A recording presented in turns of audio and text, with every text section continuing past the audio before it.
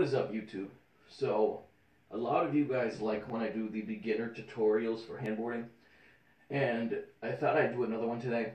I have talked about what I'm going to explain in the past, but I've never dedicated a video to it. So today we're going to be talking about what I call a thinking trick. And I use this in my regular skating, I use this in my handboarding, and it is a very, very good tip. Now, maybe a tip you guys already use, but you may not use it to its full potential. So a thinking trick is not a way to learn a trick. It's a way to master a trick. So a simple way of progression on flat ground is, if you guys have already learned how to kickflip, and you can do it relatively consistently, then you start there. So you learned your shove, you learned your ollie, and now you have learned your kickflip. Whether they're good or bad, you can do one or two in a row. So there's a level of consistency there. But now you want to move on to learning a fakie flip.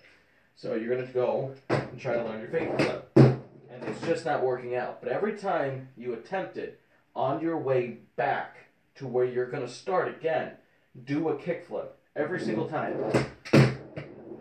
Then go for your fakie flip. Then do your kickflip. Then go for your fakie flip. Then do a kickflip.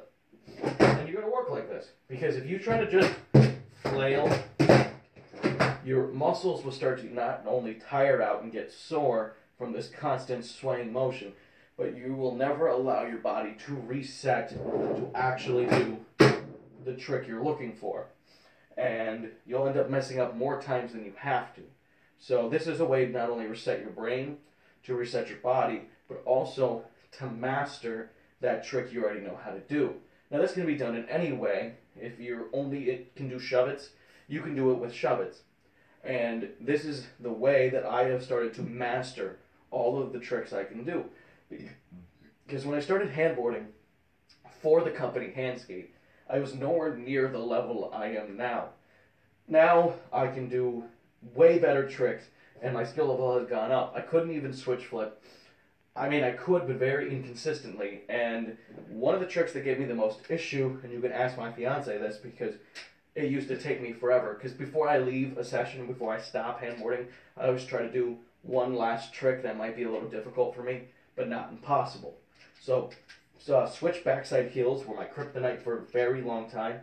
And now that I'm on camera and I'm going to say this, I bet you I fail it, but I should be able to do it first try. Not too bad.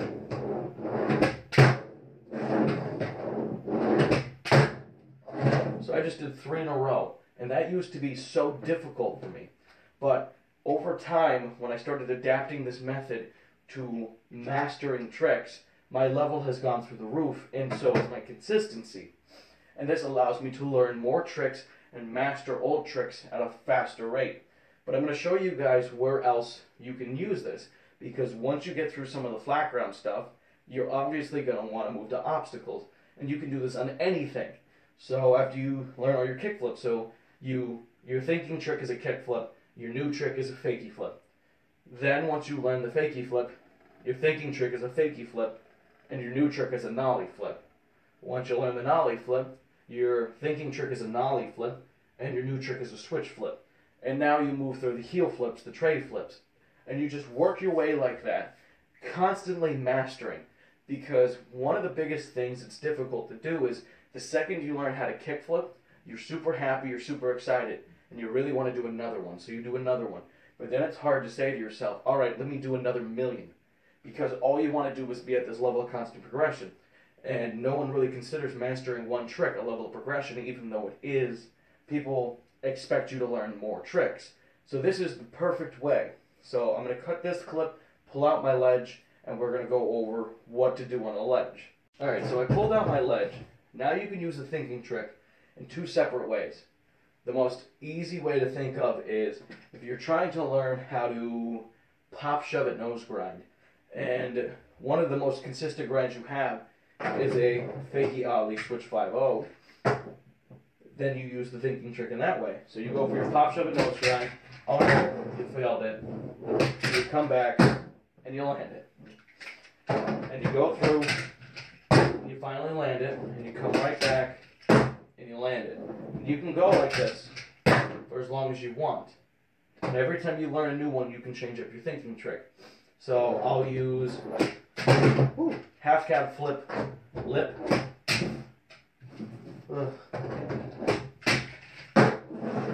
As a thinking trick. This one, though, definitely is my most common one. And since I've become so good at that trick, I even add to it, which is also fine. So instead of just going like this, add stuff to it.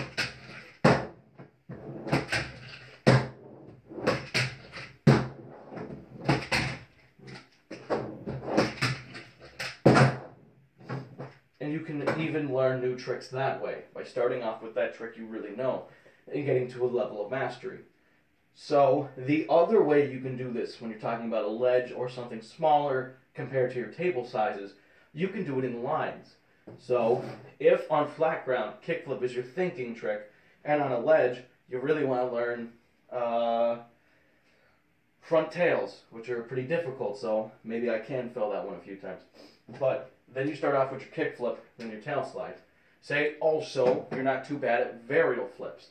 So, if you make it this far, do a varial flip. So, let's do that. Kick flip. Come right back. Kick flip. Right back. And you can work lines that way. Or, you could do it the way I was doing it before, where you do a trick, you come right back. Either way will work. Now, like I said, this works on every single obstacle. So I'm going to shift my obstacles around and grab my manual pad and show you guys, even though I'm sure you get the concept, show you guys that I'm a manual pad. And that's about what this video is going to be. Now, once you get to a specific level of mastery on a lot of your tricks, you don't have to follow an order. You don't have to follow an order to begin with. If you want your thinking trick to be pop, shove it, and then whatever else, whether it be a tray flip, that's fine too. It's just a way to master a trick you already know. So if I'm going to try tray flip, nose, manual, nollie tray out, which is a trick I've done before, but shouldn't be first try. When I come back, one of the most common thinking tricks I do is fakie shove, fakie manual, fakie shove off. Because it's an easy one to do.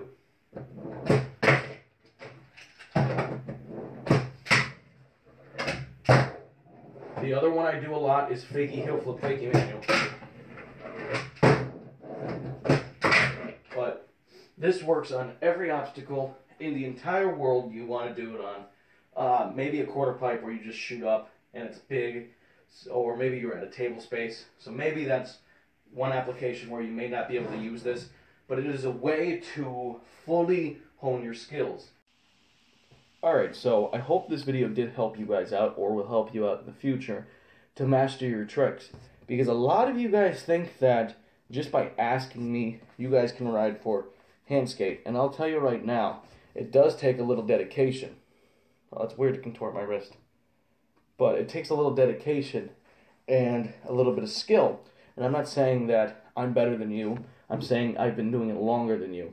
And as long as you guys keep at it, and maybe I've done it for about 20 minutes a day, every single day for a little over 4 years. If you guys do it for 2 hours a day, you could cut that in half, not more. And a year or two in, you guys could be my teammate. So I hope this inspires you to master your tricks and get better. And watch other tutorials and remember to avoid doing basic tricks, thinking that they're very difficult, like tray flip lip, kickflip nose slide, kickflip front board. But what I wanted to say to you guys quick is, so the reason why there was no Wednesday video is, obviously I'm getting married, and one of the things that my fiance wanted to do was give everybody something, which is a common thing to get at a wedding. So I had the idea to do these. I don't know, well, you're going to be able to see them. I have to tip them down, they're tall. But these are just wooden spoons, and I put flowers on them, and on the back will be our date, names, etc. And that's what I did Wednesday. I didn't have a lot of time to begin with. Got out of work, picked my wife up, went grocery shopping, and did those. So that was my whole day, and then that was finished. But our wedding is in coming up in 6 months, a little less. So I have to make like 80 of these. There is a chance due to the wedding I do miss other uploads. I hope I can warn you guys in time, like the video before, but please bear with me. Please don't unsubscribe. I'm not going anywhere. It's just very difficult now with working 6 days a week and having to help out with planning of the wedding. So as always, guys, thank you for liking, commenting, and subscribing. If you have any video ideas for handboarding, please drop them below. And as always, have a great day.